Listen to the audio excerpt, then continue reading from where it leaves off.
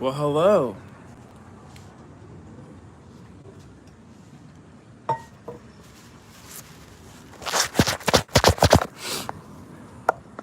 Good morning.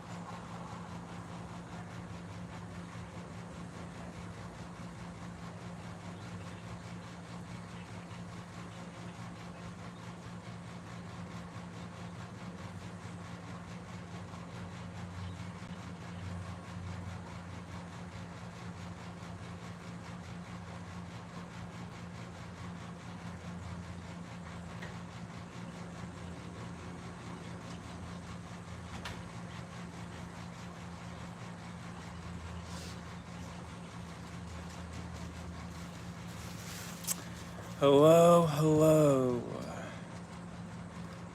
How are we? How is your soul doing?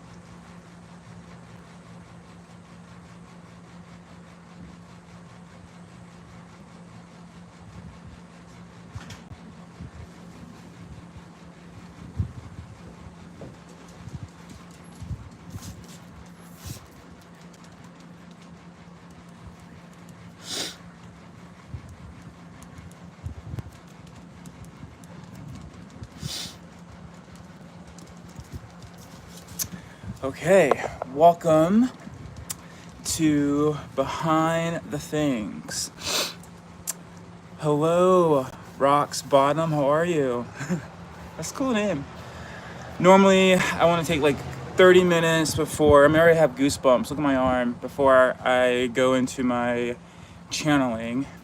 But I just want to say good morning. Thank you for being here. Thank you for slithering in the pit. This is not any type of pit. This is a rave pit. So ravers, where are you?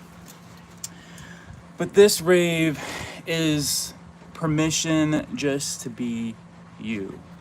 I know that sounds funny, but just through my own personal experiences and being into these programs and like these leadership programs and seeing these beautiful souls, adults, hold so much built up energy within their bodies and seeing the damage that it does mind, body, and soul.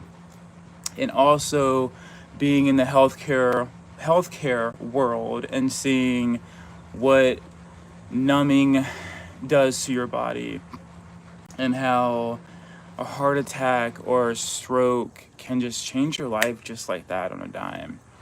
So, with all that being said, I've seen it and it's not, I don't know, it's not a good energy to be in. So I really believe in this medicine of not fixing people and allowing people just to be. And that is part of this medicine. So before we even get deeper into this, I just want to say hello, good morning, as is 11:11. Wherever you are loved here in the pit. And if you feel the energy, if you feel the unconditional love, consider helping the pit grow with your energy. So, I want to read this real quick. Rise and shine, beautiful rattlers, wherever you are. I am Dr. Rattle, the soul surgeon in the Rave Pit ER. Movement is medicine, and expression is the blood that runs in our veins. Off the record. Quick disclaimer, I'm not a medical doctor, but I am a soul surgeon with 25 years in healthcare and 35 years of raw lived life. This is my therapy, my documentation, my time capsule. One day I'll look back and see the trail of medicine we made together. If this frequency aligns with you, grab your rave band of unconditional love. Plug into the pit. If not, no problem. Slither away. And I say much love and peace. Now, today is day 2 of slithering into the lab, running Rattle XR through my own nervous system. Being my own guinea pig, and I've got a special delivery from my higher self.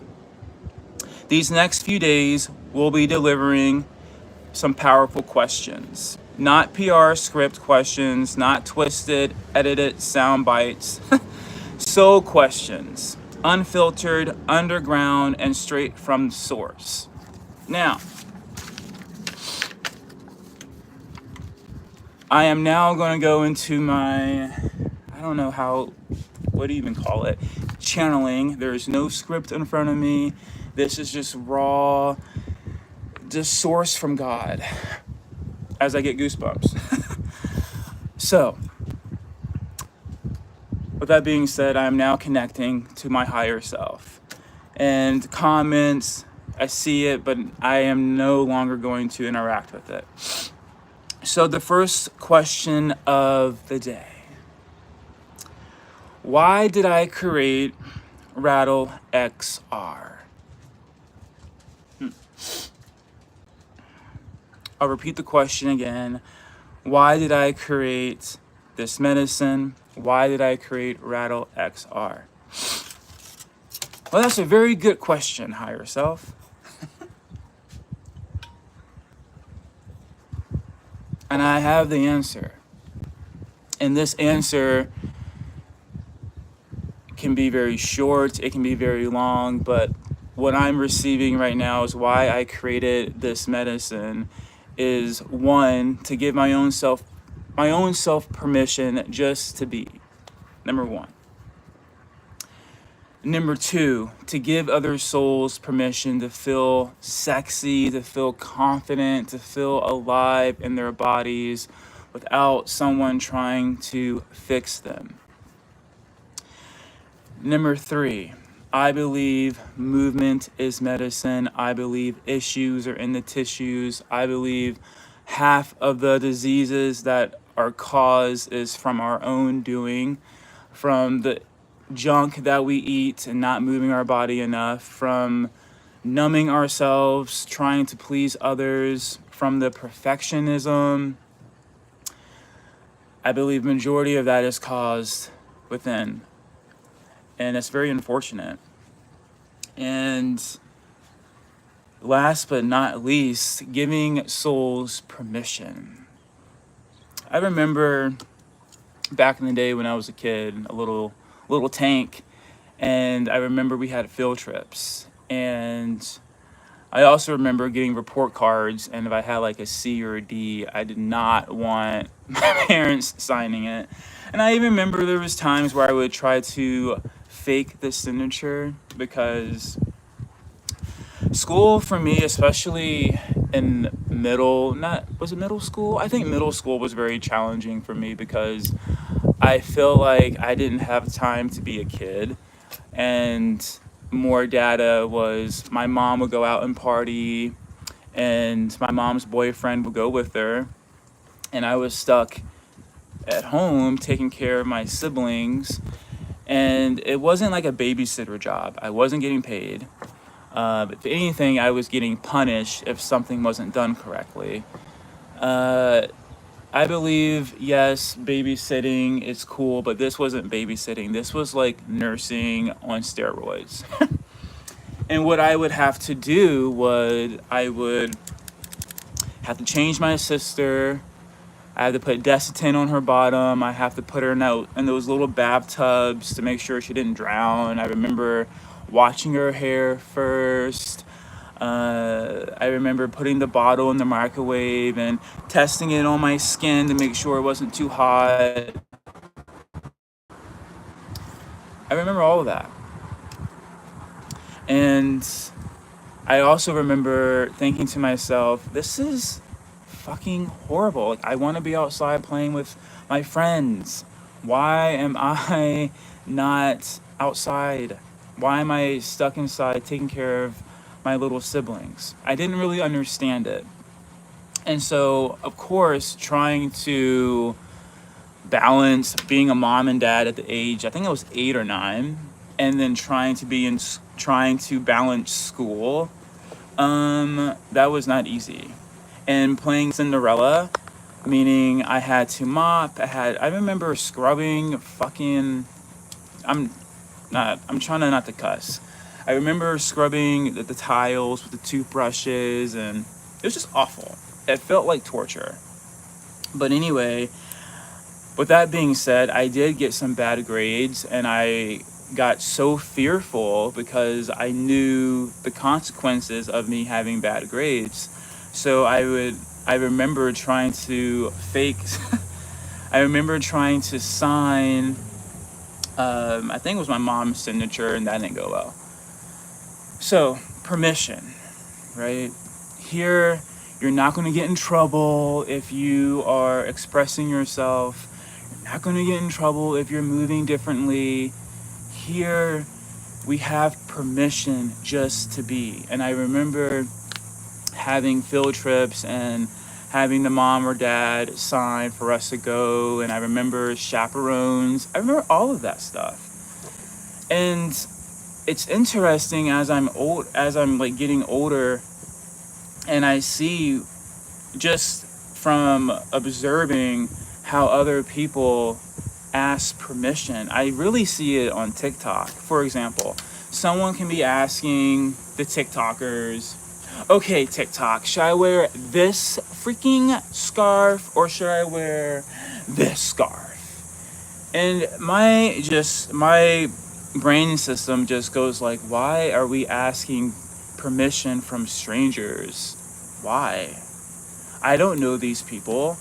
Where was this person when I was at my lowest? Where was this person when I turned 21? Or where was my Christmas gift? I don't know nothing about these people.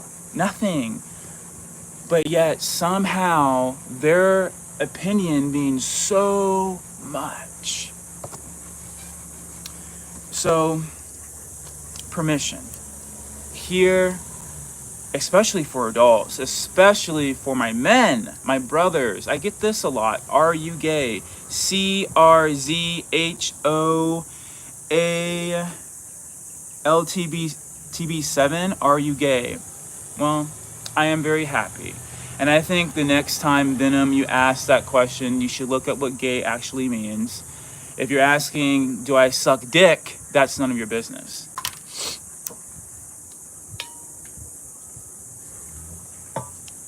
Better question is, what is it that makes you want to ask that question? What on me makes me gay? Expressive? If that's what because that's what gay means, ladies and gents. It's expressive. And this is why normally I don't look at comments, because it's so random, it's so left field, and we all know this, but I'll say it again. These comments have nothing to do with me. And I think that's the most beautiful thing of being on this spiritual journey, is that you learn none of this is real. So that's why I wouldn't say I'm disconnected, but I'm not a lean in, because majority of it a lot of it has nothing to do with me. It's judgment, right? And hopefully they don't act like that in the real world, but it's sad if that's what you're doing. You are judging people. Part of another reason why I made this medicine, so people can just be. And being judged is not allowing someone to just be. You're judging them. And I just have zero tolerance for that, because you have no idea my journey or anyone else's journey. But here we are judging people. And it just says more about you, my friend. So,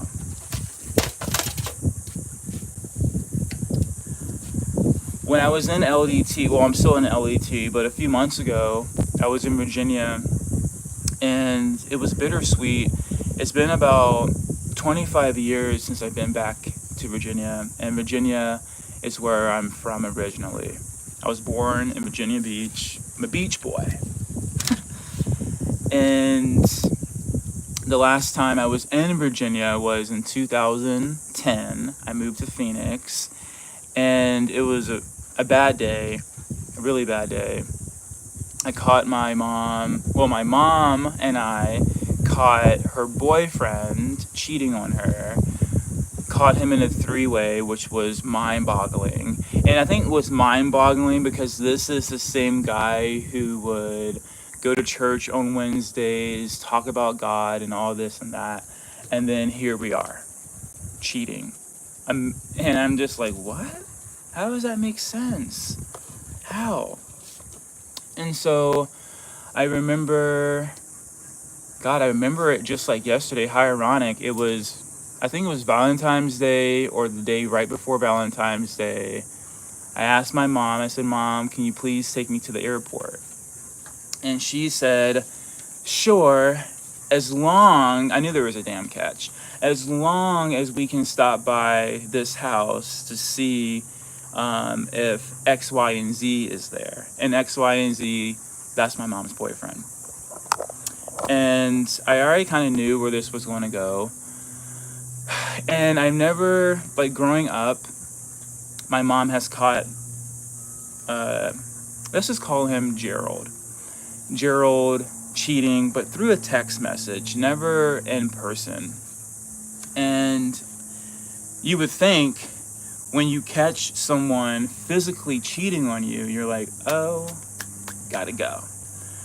So we get to this house, and by the way, my mom is pregnant, and I think this was her 5th or 6th child. And I'm in the car, I have a Honda Prelude, and I'm just like waiting, and I'm like, Mom, tick tock. And so as we get to the house, my intuition, like, I don't know if this has ever happened to anyone, but it's like you get that feeling in your stomach that something is just not right. You clench up, and it feels like you're going to poop yourself. And I'm waiting in the car, and I'm thinking, okay, I don't think this is good. I have a flight I need to catch like in 30 minutes. My mom is still not in the car. And I'm going to go in there and just see what's going on. And again, I am not a violent person. I believe violence is just, especially if you grew up around it. So I was already feeling like triggered. I was already feeling, what am I going to walk into? So I walk into the house, and I couldn't believe my eyes. Like, I'm getting goosebumps even talking about it. This is why I do my therapy, because I haven't talked about this. There was a time where I didn't believe in therapists, my younger days, because I felt like, how can they relate to me if they haven't even been through what I've been through? Again, it's kind of like people, when I say people, I mean energy, low energy, projecting, judging. It's easy to throw a tomato. It's easy to judge someone through a screen. That's easy. Oh, congratulations. Yeah, you judge people. That's easy. But going live is not easy.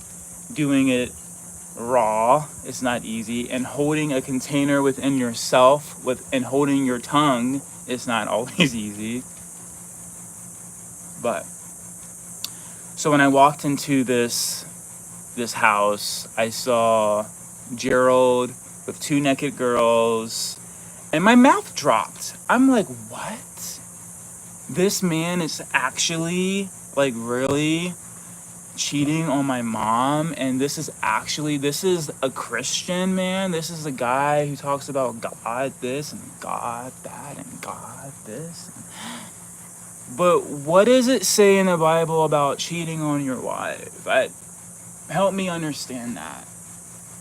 So at that point in the matter, my Christianity was starting to drop like a roller coaster ride, because I was seeing more and more of that type of energy, like Christian energy and the judging. I remember being a go-go dancer, and they would have these signs up, "You're gonna burn in hell." And my first thought was, isn't this judging? I could have sworn in the Bible it says you shouldn't judge thy neighbor. And what is this big old sign doing in our faces? Just saying. So I kind of had a blackout moment. My mom just went like Karate Kid. She's pregnant, by the way, and she jumps on the bed and she's like screaming, and she's fighting these girls, and then this other girl. Well, first my mom's fighting this girl, then this other girl tries to jump in and attack my mom. I'm like, oh hell no. Like, my mom is pregnant, we can't be having that. And Gerald was just laying there on the bed, like shocked that one, he got caught. And I don't know what happens. Like I said, I'm not a violent person, but something came over me. And I just remember seeing there was like a lamp, and Gerald is the one who just caused so much trauma. So brothers, if you have a dad or a stepdad that physically abused you, I get it, because that was Gerald to me. And not just me, but your mom. If you or someone that's watching right now, and you have physically witnessed your mom, your brother, your sister, or even yourself to get physically abused, that is just, I can't even explain what it feels like when it's happening to you, but then to see it happen to someone else is just like, whoa. It's jarring to the nervous system. So I grabbed the lamp and I just went Karate Kid again. I just went, I hate you. And then I was trying to hit him with the lamp, and it was just a mess. And then my mom the girl was like, we're calling the cops, we're calling the police. And then I just remember my mom on this girl, and I'm like, Mom, we gotta go. My mom has like I'm getting chills. Look at my arms. My mom has like a handful of this girl's hair. My mom's rings are all caught in her hair. And I'm trying to untangle it. And then this other girl is still trying to fight us. And we're like bobbing and weaving. I'm like, oh my God, get us out of here. And so we get out. Not to mention it's freaking snowing outside, and we're like slipping and sliding over the fucking place.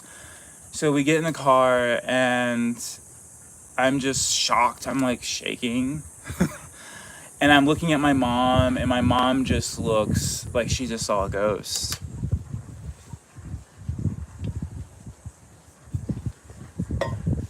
And I remember asking my mom, I said, Mom, I hope now you leave him. Mom, I will give you my car. I'm moving to Phoenix. I was just so traumatized after that. It was like, God, I don't even know. It was like a horror movie. And so when I have something like that happen in my life, no, I'm not going to be practicing perfect choreography. I need to fucking move. I need to rattle. I need to put on a song and just move, cry, shake, whatever that looks like.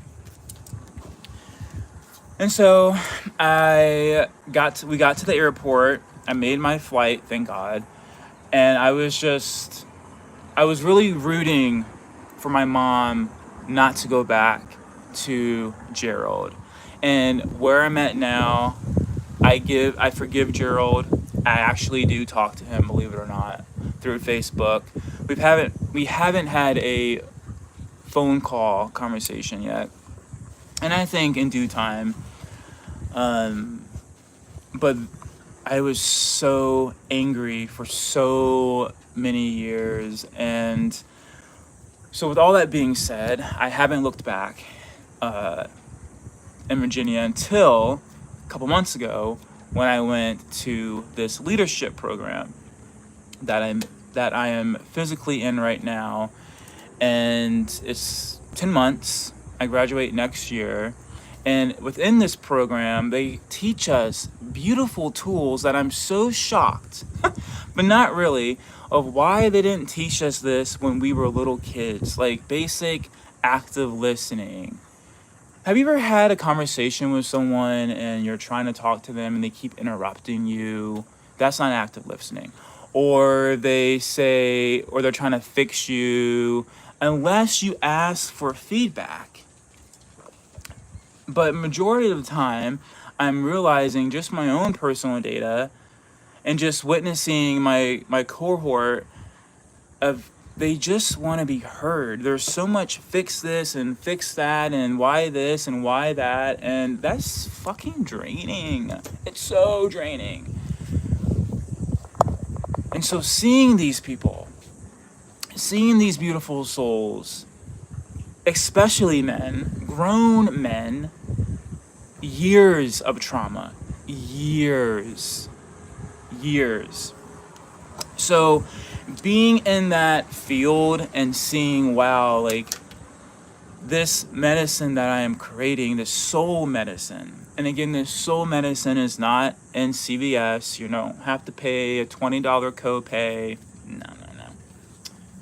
I was shocked. When I was in nursing school, I really was considering Adderall. Because if anyone's been through nursing school, you get it. It's fast-paced. It's go. It's quiz, exam, clinicals. Like, it's a lot. And it's very competitive. You have to have a certain grade percentage or you're out of there. So it's very stressful. So with that being said, being in that stress and understanding I need an outlet, part of this was being able to move my body, to express. And we had a day at CORE, it was our last day, and it was body movement. Taking notes. It's a very good question, Dr. Rattle. Thank you for asking this question on why I created Rattle XR. So the last day of LDT, we had a body piece. And at first, I thought I was, yes, a body piece. Let's do it. Let's fucking go. I can do body pieces all day. But it wasn't like I thought. So what they did was, they, as the facilitators, they broke us up into groups, and I think there was about maybe 6 or 7 in each group. And we were in a group, we're in a sharing circle, and each individual had to get up, me included, and we had to talk about things that we didn't like about our bodies. And I was like, whoa, I was not expecting this. I was expecting putting on some music and just like being in the vibe, being in the energy, the wave. No.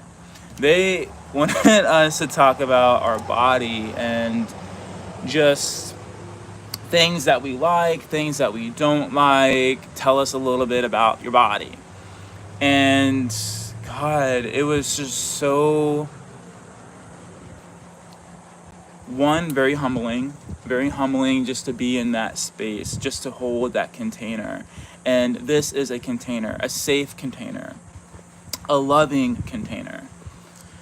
But just to hear each individual what they have been through and the things that they don't like about their bodies. There were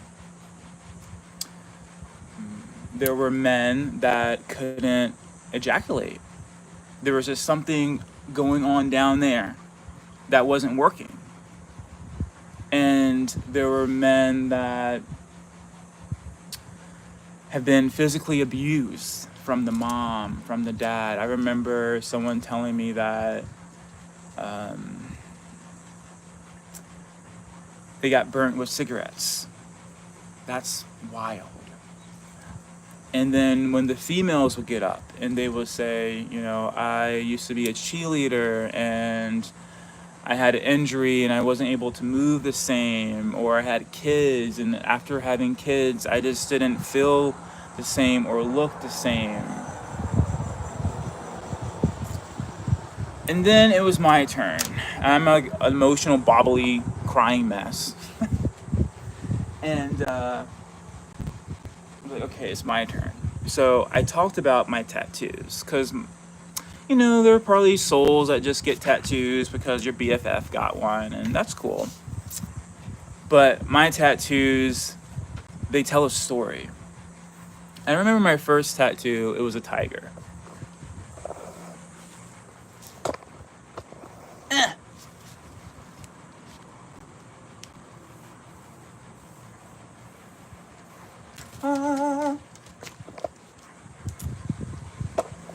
So my first tattoo was a tiger, and I remember being scared shitless because my grandmother, she's one of those Christian girls, can't put any ink on your body and so forth. And my favorite animal is a tiger, and the reason why I love tigers, actually to be more detailed, my favorite animal is actually a white tiger, but I believe they're going extinct. So anyway, I got a tiger on my leg, and I love running. I love cardio, and I need to get back to it. Like my goal is to run every effing day, and I'm getting there. But it's also freaking hot here in Phoenix. I don't really like running on treadmills because I feel like a guinea pig. I like being out in nature, so I really have to run early in the morning.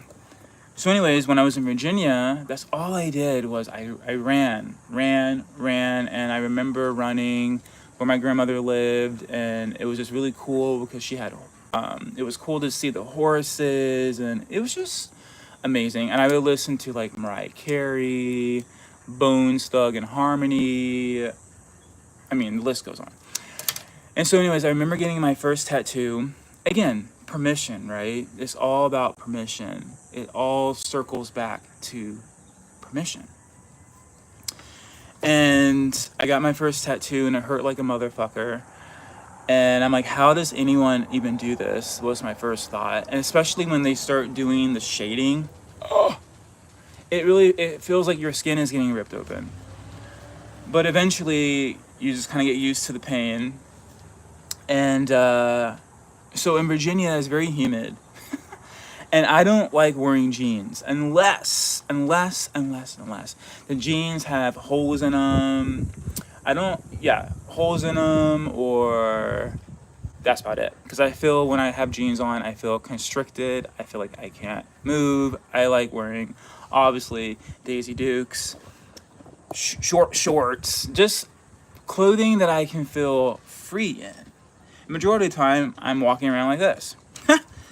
And so anyway, in Virginia, it was very freaking humid. I remember getting my tattoo during the summertime. I think it was my senior year. Where I was like, I don't give a fuck. Like, I can move out, and that teenage thought process. And if anyone's ever gotten a tattoo, you have to have like a wrapping around it, and it itches, and you just want to itch it. And so I remember having the wrap around it and then having jeans on top of it, and oh my god, it was itching so bad.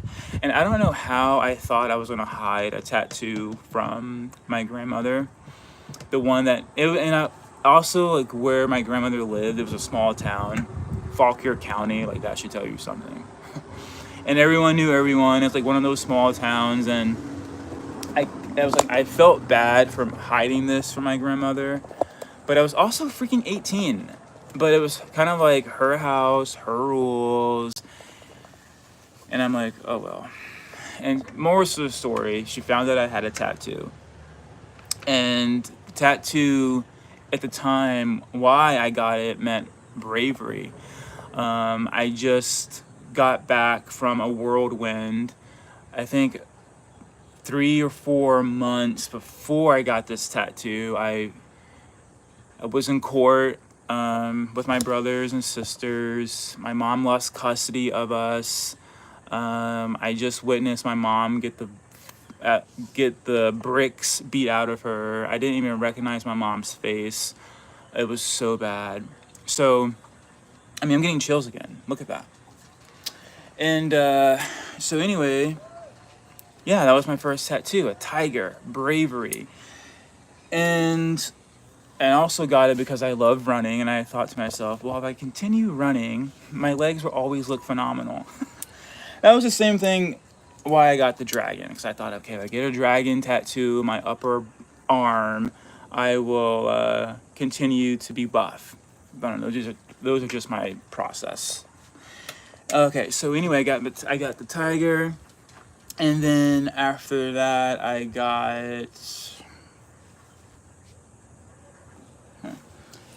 believe I got this dragon, and again, to me, the dragon meant bravery, a warrior, not really understanding how this all connects to now. And then, what did I get after that? Oh, I got wind, water, and fire, the elements of earth. I got Scorpio, because I'm a Scorpio. And then, what else? I got this, these 2 rings on my finger. And looking back, I don't like to say I have regrets, but I would probably never get finger tattoos again. And the tattoo artist even told me, he was like, you know, bro, like if you get tattoos on your fingers, they're not gonna last as long, especially if you're in healthcare, because you're always watching your hands. I mean, for the most part, they held up pretty nicely. Okay, and then after that, I got Mariah, because I love Mariah Carey. I love her music. It's like, she gets me. I'm a hopeless romantic. She gets it. And then I got Leo. My first name is Leo. And what else do I got? Oh, live life to the fullest, because I believe in that. I believe each day we wake up is a miracle. I know it may not feel that way from just all the suppression that we have going on around here, but being on this planet is a miracle. I believe we as humans are so powerful. And I mean, look where we come from. That itself is just, wow. And then let's see here. I got angel wings. I got a tree, because I love being in nature. I love being, especially the forest vibes, like pine trees and even the ocean. But I love lakes. So yes, then I have snake. Ironically enough, with this tattoo, I got right after my dad's passing. Ironically enough, I've always been terrified of snakes, just based on what other energies have said about snakes. But where I'm at now is kind of like, don't judge a book by its cover. And now I totally understand it. But more importantly, why I really love snakes, because it's a perfect metaphor of what we practice here in the pit. We shed, we transform, right? We rattle, we vibrate to a higher frequency, a higher vibration. So, So we have that aspect. And then, oh my gosh, when I was teaching at LA Fitness, I was nervous. And I remember taking my first Zumba class. Now, Zumba is beautiful, but I don't understand what they're saying. And a lot of it is a lot of salsa, which is beautiful. All of it is beautiful. But I am someone that doesn't like to be a cookie cutter. I like to be unique. I like to be different. And I don't like following what everyone else is following. I've always been that way. Always. And I remember taking my first Zumba class actually in Virginia with my grandmother. I took it once. And I took it again here in Phoenix with my aunt years ago. And I remember the instructor, her name was Lisa Knight, and I fell in love. And what I loved about her is that it wasn't like your typical Zumba class. Like, she kind of broke the rules a little bit, and that's what I liked. She played some different music, and I'm like, oh, get it, girl? Let me find out. And I remember asking my aunt, I'm like, how do I become a Zumba instructor? And she's like, I don't know. You gotta ask Lisa. And so eventually I asked Lisa, I'm like, oh my gosh, like, I love you. And how do I become a Zumba instructor? I was all giggly. And because I just thought it was so fascinating how she would move her body and how her energy would attract people. And she would wear like this hula hoop, like not this hula hoop, but this like jewelry around her abdomen, and it would just like rattle when she moved, and I just thought it was so cool.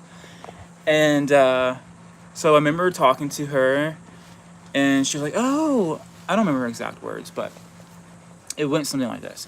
Oh, you want to be a Zumba instructor? How cool. I can give you the information you need to know. You should start coming up to the front a little bit more. I'm like, okay. And long story short, I got certified to be a Zumba instructor. It's pretty cool. It's like a day program. At least it was back in the day. God, I don't know how it works now. But it was in Avondale, I believe. And all of these, I don't know, there's a lot of people there, and you have the judges, and you have to memorize some type of choreography, and then you have to perform it. We don't perform here, that's another thing. We rattle. We are in the present moment. Now, performing is good if you are a performer, but I'm not a performer. I'm a rattler. There's a difference. We'll get to that later. So I remember being super excited. I'm like, yeah, I'm a Zumba certified, baby. And I remember getting ready for my first day at LA Fitness, my first gig. I was so excited, but yet so nervous. Mainly nervous because they give you this CD, and it's called, well, back in the day, it was called Zen. And they have, you pop it in the, like, this is how old it was, like the DVD player, like, all right.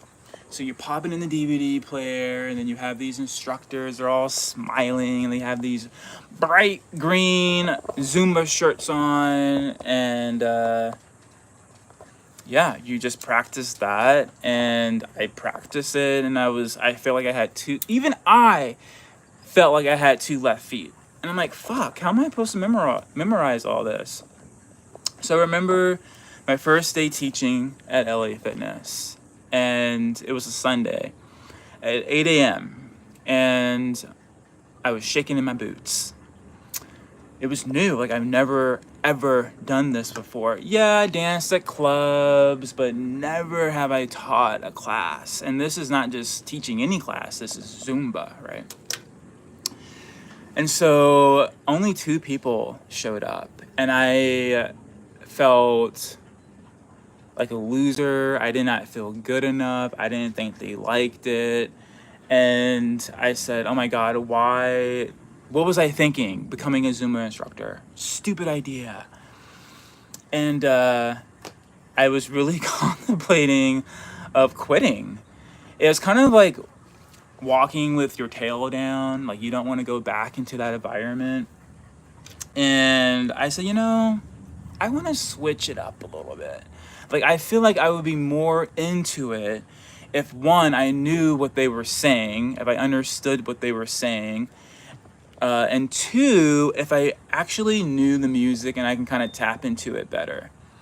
So I remember practicing my 2 songs, which were Britney Spears, You Better Work Bitch, and then Rihanna, Where Have You Been? And guess where I wouldn't even call it practice. I just looked at myself in the mirror for hours, and I would just like, you better work, bitch. I would just like kind of like move my body and like mimic my moves, and I would just like be in my zone. And I was in the bathroom at least 3 or 4 hours a day, just looking at myself because I didn't have a studio. And I remember I was dating someone at the time, and I remember kind of having, I wouldn't say I had the moves memorized. I never memorized them, but what I heard the song so much, like I knew the beat, I knew when Britney did a different, like I just knew the music inside out. Same thing with Rihanna. And I would go run. I would listen to that when I would run. I would listen to Where Have You Been All My Life? And I would listen to You Better Work, Bitch over and over and over and over again. Until the next Sunday came. And I felt so nervous because, one, I was working with LA Fitness, which is a corporate building, and I didn't know how they felt if you try to bend the rules. They don't like it.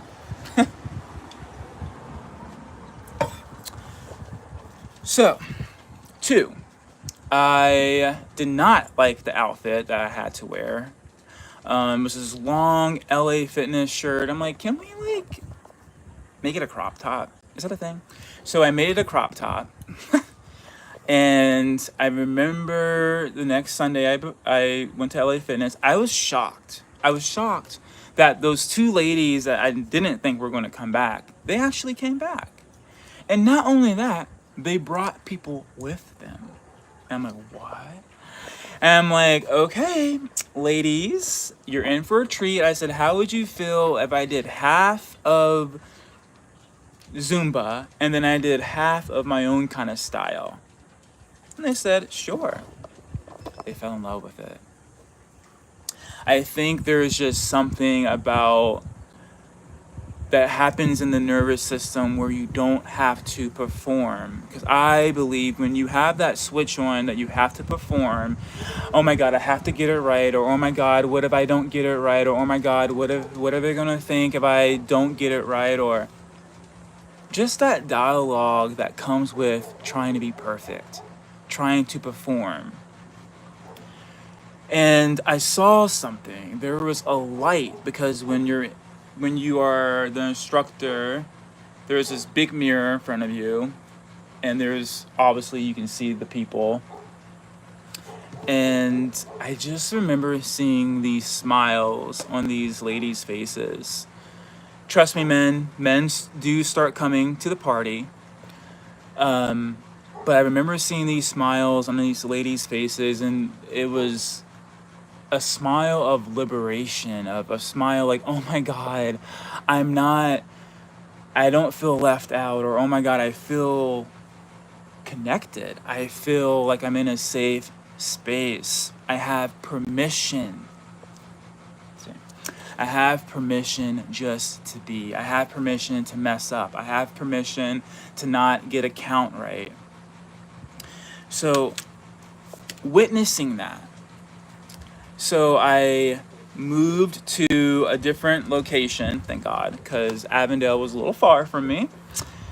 Finally, my dream job. I got into LA Fitness in Tempe. And why that was so important, because ASU, and I was like 23, I was a young puck. Still like going to Mill Avenue and drinking till we drop. Yeah, all of that. And ASU was like the party college, and it was right next to the gym. Well, not right next to, maybe like, I don't know, 10 minutes from the school. More to the story, a beautiful location.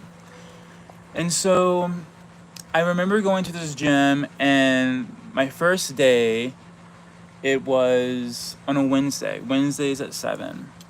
And it was a big class. And eventually the class started to get bigger and bigger and bigger. And this is the cool thing I want to tell my higher self about why I love Rattle XR, because I have cultivated family. People that I've never thought I would connect with. We're like this. I have a woman and a man who both came to my class, and guess what? Now they're married, and now they have 3 kids. And why is that story so important? Well, because it shows you when you're in a space of unconditional love, when you're in a space where you can just be, that energy attracts. Yeah. And that is beautiful to witness. And eventually, the mirrors were, the class was so full, and the mirrors would get foggy, dripping, I like to say, like dripping in sweat. And it was beautiful when people would go up after class and they would put best teacher ever, or they would go I heart Leo, which is my first name. And that was beautiful. But more importantly than that, hearing how this soul medicine was changing people's lives outside of the LA fitness world, how they were using this on their everyday practice, picking up the kids, dealing with relationships, working, whatever it may be. And hearing those stories, that was just chef's kiss. Because I've always been the type of soul that I love helping people. But in healthcare, I feel like it drains me. But when I step into this sacred space where I can just move my body in this energy of raw expression, and this energy of, oh, I don't have to be perfect here. Oh, I don't have to perform here. Think about it. Even if we're driving a car, we are performing, right? Because we can't speed. We have to wear a seatbelt. We can't text and drive. Little do we know, we are performing. Performing can be in different ways. It doesn't necessarily mean you're on a stage and you have lights everywhere. I think as soon as we slither out of our beds, we go into performance mode. Mom, dad, worker, whatever it may be. And that's why I love being in the pit, because I don't have to perform. I can just be. And that's what I love. And so after being in LA Fitness for years, the energy just started to shift. New management, and my boss and I, Barbie, we were bumping heads like this because she didn't like my music, and there would be people that would complain and say, that's not Zumba, I don't know what that is, or it's too hot in there. And no matter what you do, you could have created the freaking cure for AIDS, people will still be giving you shit, because that is just the energetic worm that goes around. When someone sees you high, they either want to be up there with you or they want to bring you down. Why, I don't know.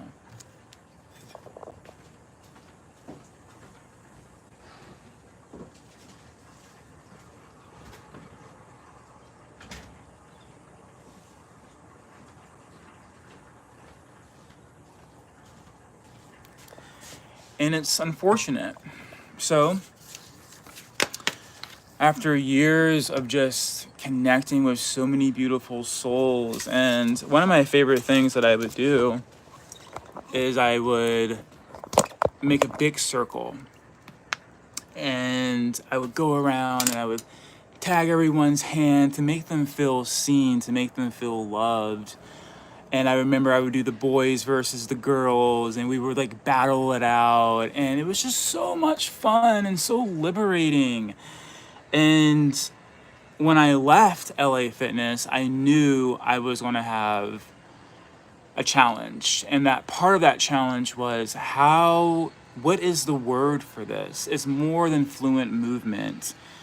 It's more than even expression. It's communion. It's family. It's our own little rave. And another thing that I really loved was I loved doing themes. Like I would have a 90s night where we would like do the crop tops. I love crop tops, clearly.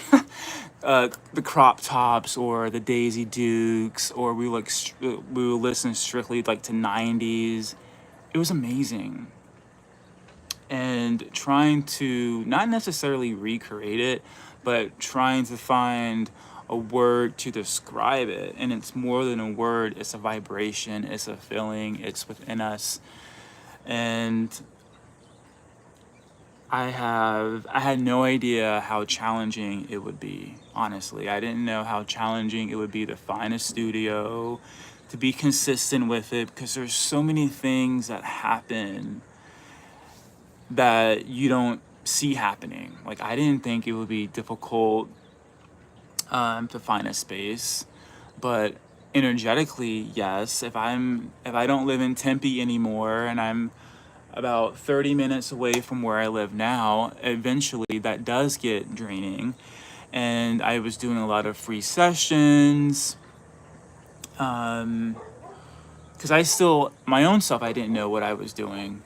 But I did know when I left LA Fitness, I knew I wanted to start my own gig. And in the beginning, I was calling it dance.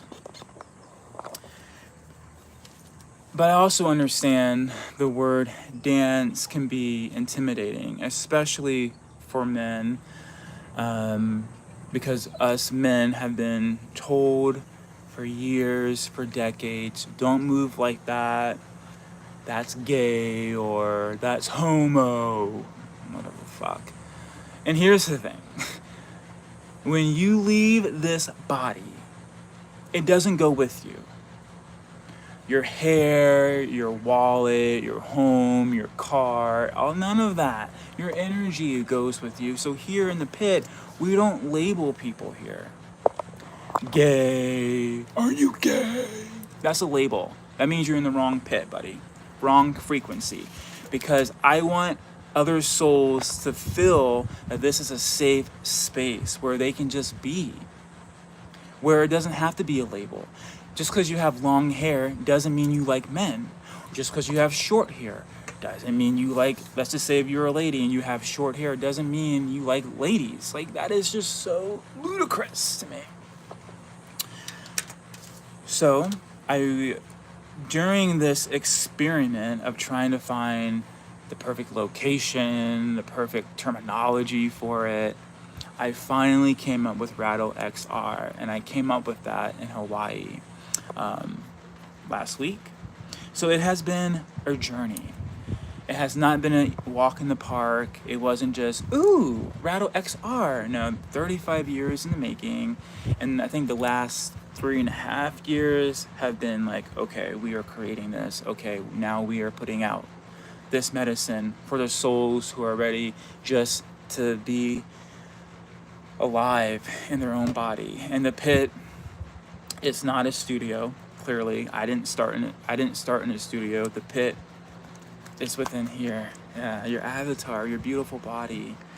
And the X is for expression. Like, men, if you want to wear makeup, it doesn't mean that you are gay. And let's just say this. Your sexuality in here is not my business. It's not. Like, I don't care about that. As long as you're happy, and as long as whomever you're with treats you with dignity and loves you. I mean, that was probably the best gift that my dad gave me, was unconditional love. And I also understand not everyone gets to experience that, but maybe here in this pit you can experience unconditional love. And I feel when you love yourself, You're not going to let someone put you down. You're probably not going to put poison in your body. You're probably going to take care of yourself. And part of that is just moving and being in the music and not giving a damn. There's a lot of joy in that. And more importantly, there's a lot of spiritual healing in that. It just hasn't connected with the 3D world yet, but it will. So that is why I created Rattle XR. That was a very good question from the higher uppers. So that is why I created Rattle XR, so beautiful souls can have permission in their body to move, to express, to feel liberated without being judged or fixed. And I also know not everyone has $300, $400, $500 to go to Coachella or EDC. So I've created our own little rave where you can just go into your closet, put on whatever you need to put on to feel sexy and confident and alive. And then meet me in the pit and we move, we rattle. That's what it's all about. Okay, much love. Take care.